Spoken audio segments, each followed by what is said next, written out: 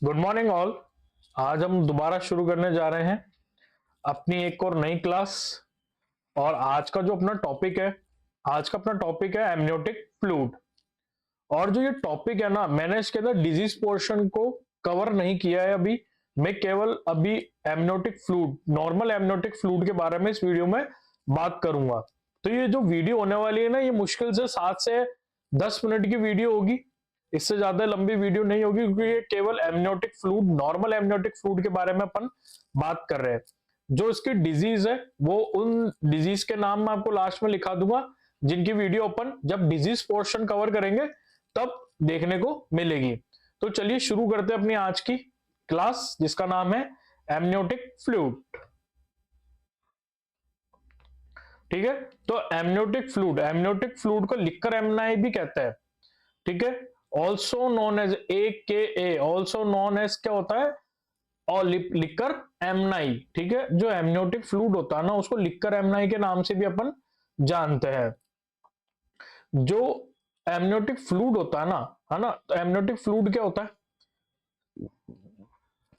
ये मान लो ये वूम है, मतलब गर्भ। ठीक है, इसके अंदर है बेबी।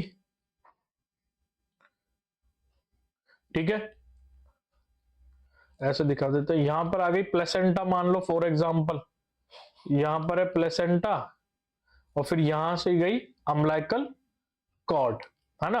अब जो बाकी जितना भी स्पेस है ना, इसके अंदर क्या भरा हुआ होगा, एमनियोटिक फ्लूइड। ये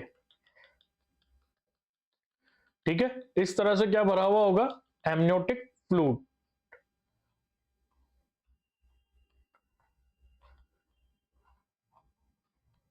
एमनियोटिक फ्लूइड, और एमनियोटिक फ्लूइड को अपन और किस नाम से जानते हैं, लिकर एमनाई के नाम से जानते हैं। ठीक है, जो एमनियोटिक फ्लूइड होता है ना, उसकी स्पेसिफिक ग्रेविटी 1.008 से 1.010 तक होती है। स्पेसिफिक ग्रेविटी, ठीक है, कितनी होगी, 1.00 से 8 से लेके 1.010 तक होगी। एमनियोटिक फ्लूइड की जो पीएच होती है ना, वो कितनी होगी, वो 7 से 7.5 होगी। कितनी होगी, 7 से 7.5 होगी। हल्का सा ये क्षारीय होगा। ठीक है, एमनियोटिक फ्लूइड हर 3 घंटे में रिप्लेस होता है। ये आपको ध्यान रखना, बहुत इंपॉर्टेंट बात है ये। एमनियोटिक फ्लूइड हर 3 घंटे में क्या होता है, रिप्लेस होता है। मतलब जो एमनियोटिक फ्लूइड है ना, वो हर 3 घंटे में क्या होगा, चेंज होता रहेगा। और एमनियोटिक फ्लूइड बनता कहां से है, ठीक है, जो एमनियोटिक फ्लूइड होता है ना, वो मेनली बेबी के यूरिन से बनता है। अब बात आती है कंपोजिशन ऑफ एमनियोटिक फ्लूइड के। एमनियोटिक फ्लूइड के अंदर क्या क्या देखने को मिलता है। एमनियोटिक फ्लूइड के अंदर 99% तो वाटर होता है। ठीक है, 99% तो पानी होता है, और 1% होते हैं सॉलिड्स, सॉलिड्स होते हैं। ठीक है, अब बात करते हैं अपन सबसे इंपॉर्टेंट जो यहां पर बात होती है, ध्यान रखना, अभी अपन केवल नॉर्मल एमनियोटिक फ्लूइड के बारे में पढ़ रहे हैं। जो इसकी एबनॉर्मलिटीज है ना, वो अपन आने वाले क्लास के अंदर कवर करेंगे। जो नॉर्मल एमनियोटिक फ्लूइड होता है ना, ठीक है, उसका जो वॉल्यूम होता है ना, 12 सप्ताह के ऊपर कितना होगा, 50 ml होगा। 12 सप्ताह पर 50 ml होता है। और टर्म प्रेगनेंसी के अंदर, मतलब 36 से 38 सप्ताह के बीच में कितना हो जाता है, 1 लीटर हो जाता है।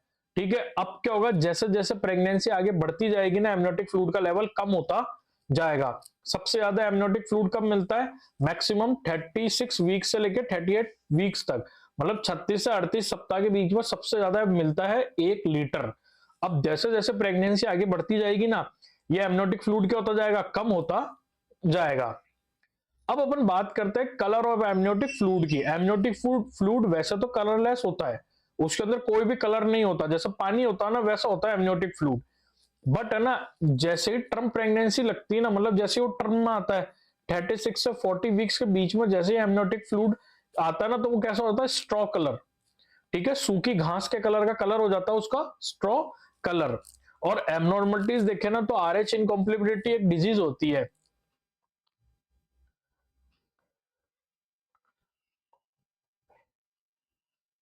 आरएच इनकॉम्प्लेबिलिटी एक डिजीज होती है, जिसके अंदर जो एमनियोटिक फ्लूइड होता है ना, वो गोल्डन कलर का हो जाता है।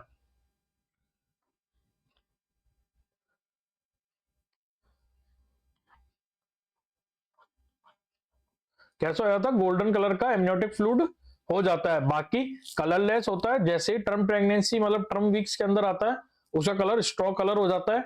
RH इनकॉम्प्लेबिलिटी एक डिजीज होती है जिसके अंदर एमनियोटिक फ्लूइड का कलर गोल्डन कलर हो जाता है।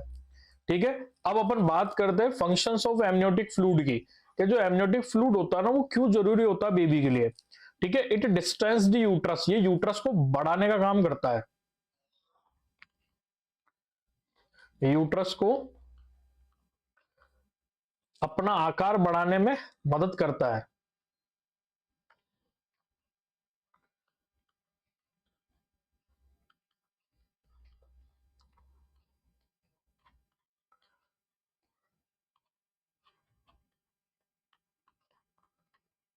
अपना आकार बढ़ाने में हेल्प करता है। दूसरा, जो एमनियोटिक फ्लूइड होता है ना ये फीटस को ग्रो और मूव करने में हेल्पफुल होता है।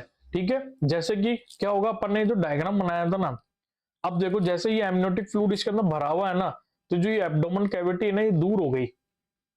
ठीक है, ये क्या हो गई, दूर हो गई, तो बीच में एक स्पेस क्रिएट हो गया पूरा। अब इस स्पेस के अंदर बेबी क्या होगा, आराम से ये मूव कर सकेगा, मतलब हिल डुल सकेगा।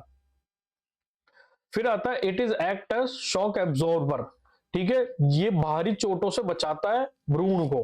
ठीक है, बाहरी चोटों से ये बचाएगा।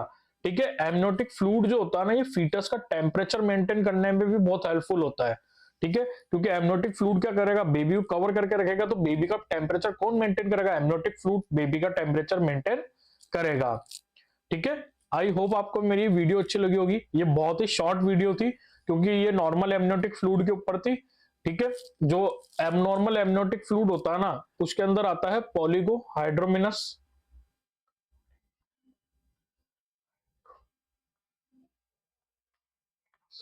और एक आता है ओलिगो हाइड्रोमिनस। ठीक है, इन दोनों को अपन आने वाली क्लासेस के अंदर कवर करेंगे। Please like share subscribe my channel. Thank you.